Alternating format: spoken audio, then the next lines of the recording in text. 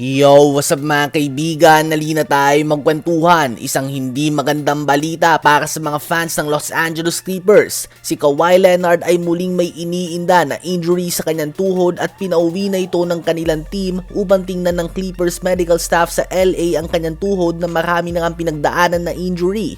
So garantiyang out na nga siya sa mga games ng Clippers laban sa Washington Wizards at Chicago Bulls. Ganun pa man, ayon nga kay Chris B. Haynes ay hindi naman ito malalang injury at hindi naman inaasahan na matagal siyang mawawala sa team. Subalit ito na nga ang ikinakatakot ng mga fans noong magkakasunod ang mga magandang performance si Kawhi Leonard at talagang binubuhat niya ang kanyang team dahilan sa kanilang 12 wins and only 2 losses na record sa last 14 games. Dahil napapaaga nga ang kanyang playoff mode mga kaibigan, ngayon ay kailangan na naman na ingatan ng Clippers si Kawhi at mag-load management. Bagamat nakabawi na nga ang Clippers at umangat na sila sa standings, nasa 10 seed pa lang din nga sila at malayo pa sa top 6. Ngayon nga ang tanong ay dapat bang gumawa ng trade ang Clippers para naman hindi kailanganin ni Kawhi na magtodo kaagad ngayong regular season at may reserba ang kanyang tuhod sa mga games na talagang kailangan siya, which is ang playoffs. Ano ba masasabi nyo tungkol dito?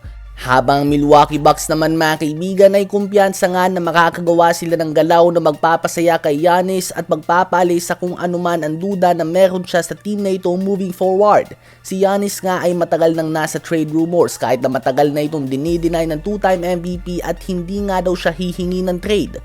Ito lang naman mga kaibigan ay sa dahilan na nanghihinaya nga ang mga fans, media at ang mga team sa kanyang prime. Arguably the best player in the world the last 5 or 10 years, subalit hindi na nga siya makalabas sa first round. Posibleng dahil ito sa mga injuries niya at ang kanyang mga kakampi at pati na din sa talent na meron ng kanilang team.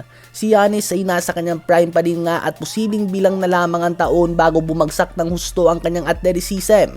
Kaya naman nais ng lahat na makita ang player na kanyang kalibre sa isang team na championship caliber o at least may malakas na chance ang gumawa ng malalim na playoff run.